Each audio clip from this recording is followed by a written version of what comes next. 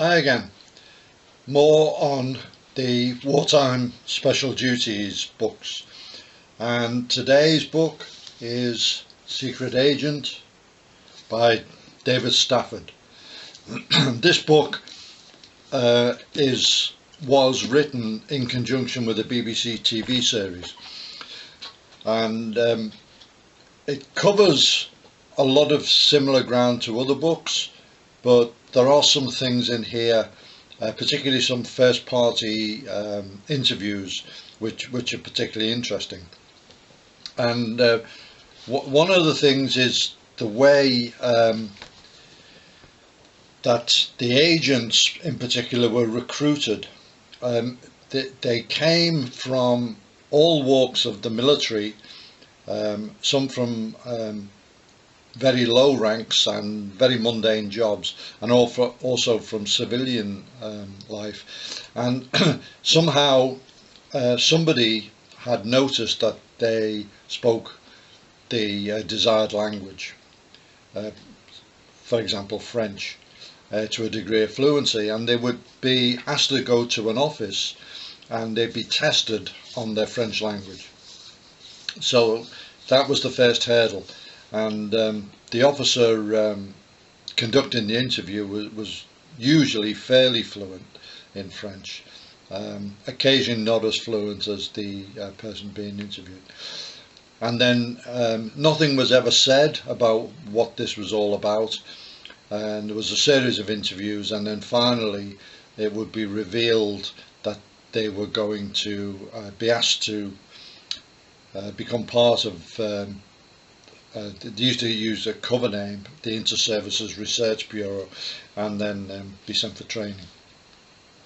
So sometimes rather theatrical things were used, to emphasize the secrecy and so on.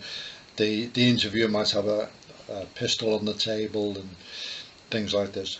Anyway, so that's one of the things. Then another section, he goes into people who were instructors in the various schools, and there's a chap that said the most colourful of Bewley's early staff was undoubtedly Major R.M. Bill Brooker, a powerful extrovert with little respect for pomp, pretension or position. A brilliant and convincing lecturer, he had an immense fund of stories he claimed come from the real lives of secret agents. Philby was particularly impressed by his inexhaustible fund of wisecracks. In reality, Brooker's only first-hand knowledge of clandestine activity came from once smuggling blocked funds out of Spain during the Civil War. But he was so convincing that most Bewley recruits thought it was true. He ended up in Camp X over in Canada, and he clashed with Fairbairn. He criticised Fairbairn as being egotistical. And I always thought, well, if you're somebody who is a bluff merchant, then somebody who's done it for real may seem egotistical to you. So that was my opinion at the time. Another part of this book, which I think it makes it particularly interesting, is there's a section called Tricks of the Trade, where he talks about making special devices at Station 14, Brickenderbury Hall, and also at the Thatch Barn in Barnet. And again, this is first hand. And there was a chap called Bert Adlington who in civilian life had been a plasterer, and he got recruited, and first of all in an annex to the Victoria and Albert Museum, and then where he was interviewed by Colonel Wills, Elder Wills, who had loads of dead rats in his room for some reason, which is revealed later. They were used to disguise explosives.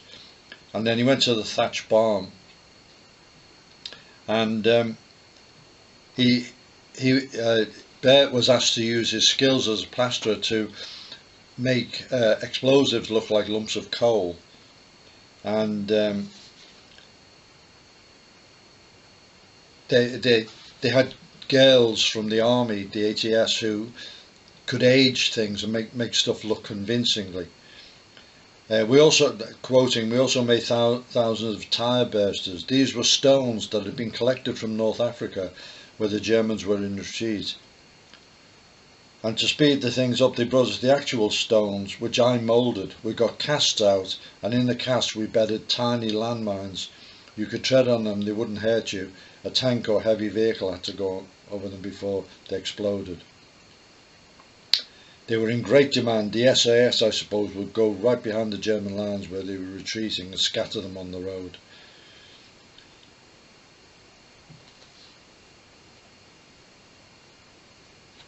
And they made imitation logs, and an interesting story.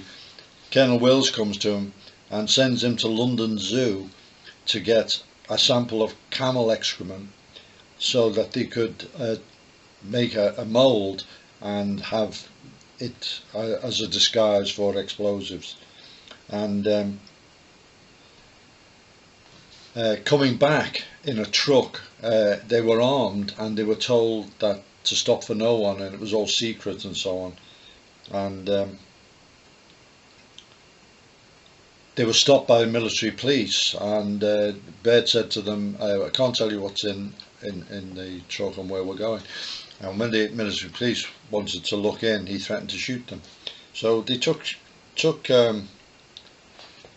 secrecy very seriously. We had an old tailor, an old German man, who managed to escape the Nazis, and he was an absolute artist in his work. He could look at a suit and tell you where it came from: Czechoslovakia, India, Spain, German. If an Asian was going off to Germany, he'd make him a suit in the German style, but it had to be aged. There were no new suits in Germany, only for the real higher-ups, so the suits had to age. Sometimes we put that suit on and go to bed in it, keep it on for a week. On the lapels you'd use a bit of very, very, very fine sandpaper to take the gloss off, and then again Vaseline. You got a suit that had only been 24 hours old, and it ended up looking 6 months old.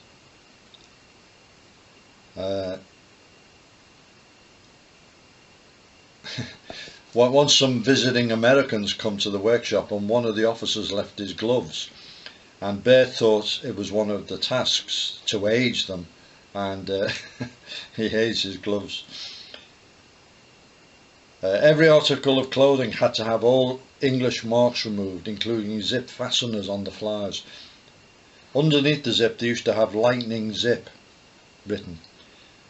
All that had to be taken out with a dentist drill with a little stone. That would have been a giveaway straight away.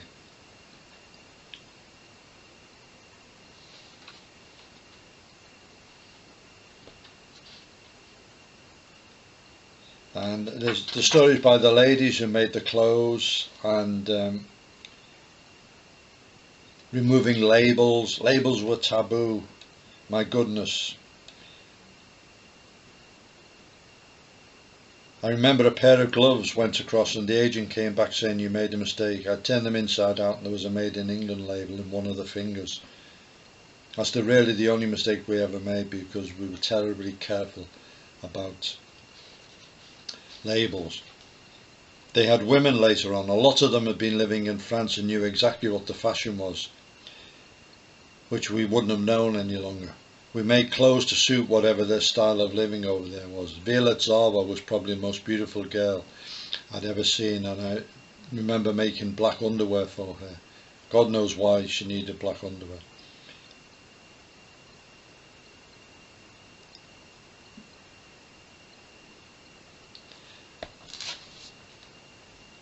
They also had people doing forgery.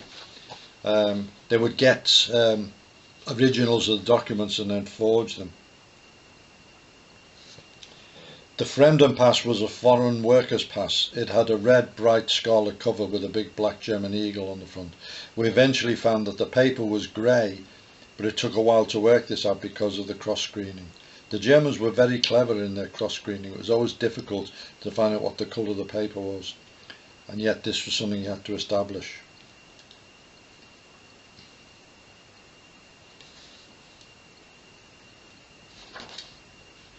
Then there's sections on getting there, transport, how they dropped in, and then